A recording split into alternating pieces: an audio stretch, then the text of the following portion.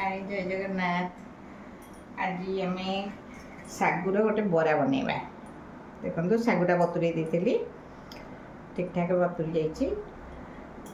सामग्री ये रखी अदा टे छेचिक रखी कंचा लंका चूना कर काटी धनिया पत्र रखी आउ भृसंग पत्र रखी आलूटा को आम ये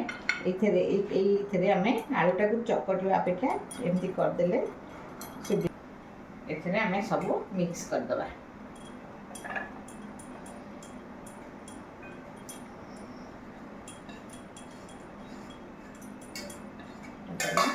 आलू को पकईदबा सब मिक्स करदेला परे आम छाणीबा।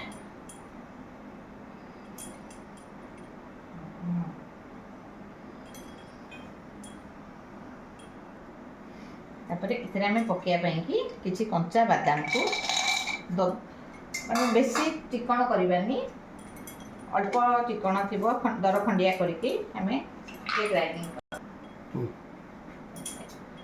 देखो बादामटा मिसेदबा टेस्ट भल लगे बेसी पकईबानी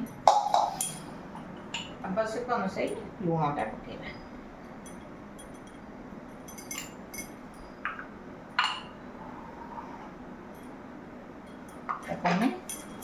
करवा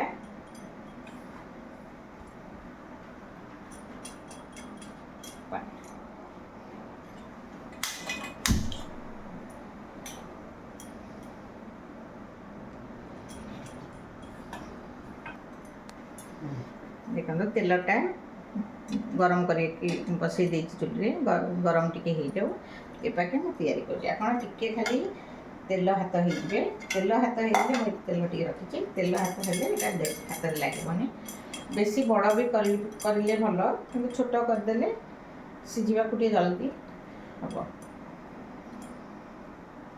हम आगे बढ़ी दूची तेल गरम देखो तेल गरम हो गला आम टिके हाई तेलटा जोर ताती गला आम टे पकईबा किंतु मिडिल रे रखा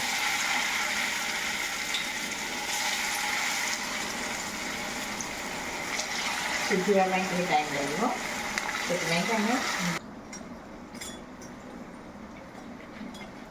से पैक हो गला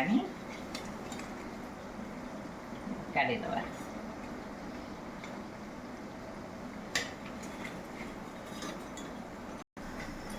देखु कंप्लीट हो गला आमर सागुदाना बरा।